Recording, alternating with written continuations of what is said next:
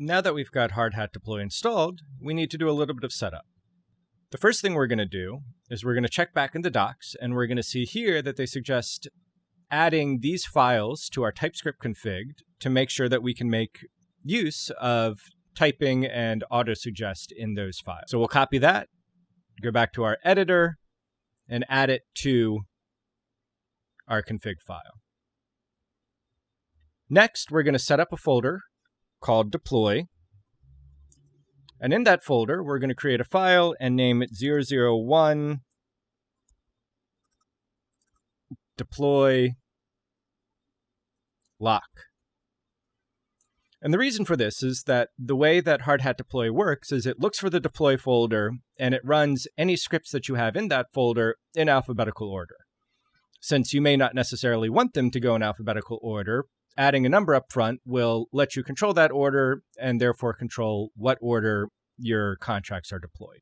Next, we can return to the docs and grab a little bit of this boilerplate here that will get us started with our deploy script. So we'll paste that into our file. But before we get started, we're going to use one of the features and jump over to Hardhat config. And what we can do here is we can add a new item in our config, a new property called named accounts. And in that, we'll create a deployer as a name and use account number 0. Similar to Remix, Hardhat gives you a list of wallets with imaginary currency in them that you can use for various tasks in use in testing and in deployment. And in this case, we're assigning wallet number 0 to the name deployer. So we'll save that and jump back over to our deploy script. The first thing we're going to do is we're going to import ethers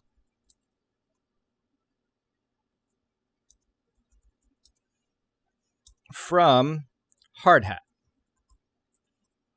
Now, you may have heard of ethers before. It's a popular library that allows you to write JavaScript or TypeScript and interact with the blockchain.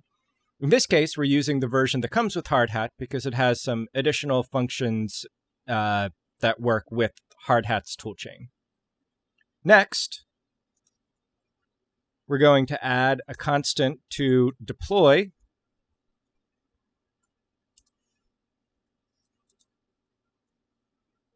And we grab that from HRE, the Hardhat runtime environment, .deployments. Then we'll import the deployer, that named wallet that we just created. So we'll add deployer.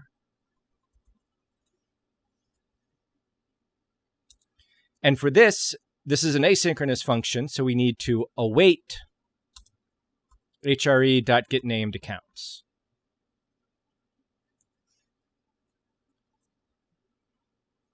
And you'll need to use await with almost anything that's interacting with the blockchain because, as I'm sure you've noticed, it takes a fair amount of time for those transactions or calls to process. Next, we'll set up some of our constants for our deployment. First, we'll create a value locked. And for that, we can use a utility that can parse ether for us, so we don't have to worry about the decimals and make sure that we get it right, because if we get it wrong, we're going to use the wrong amount here. So we'll say hre.ethers.parseether, and then that lets us put in 0.01 as a string, and it'll convert it for us and make sure we get the decimals right. We'll also add one for unlock time. This would be how long we want to lock up the ether in this contract. And for now, we'll just pick a round number and we'll say 10,000.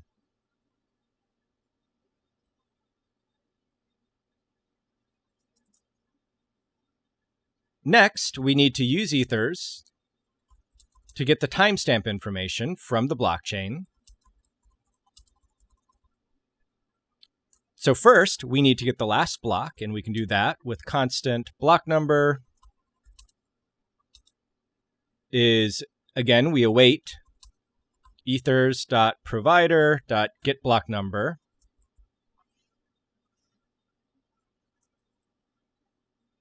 And with that block number, we can get the last timestamp with creating a constant called last block timestamp. And for that, we need to await ethers.provider and get the block for our block number.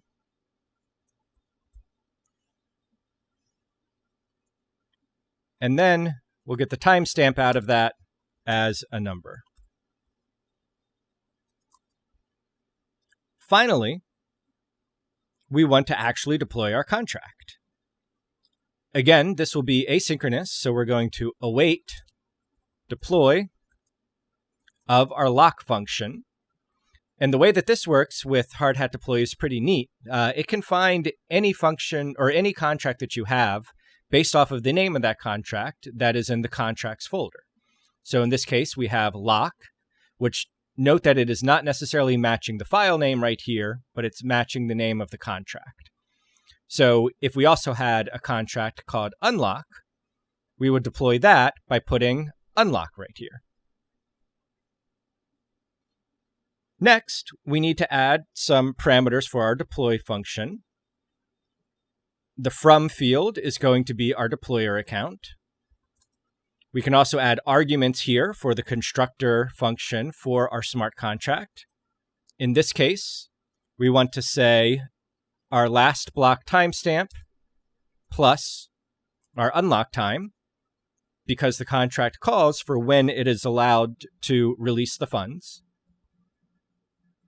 And finally, the value, or how much of the main token for whichever network you're deploying this on, we're going to add. And in this case, we're going to use value locked, and it's expected as a string, so we will cast that to string.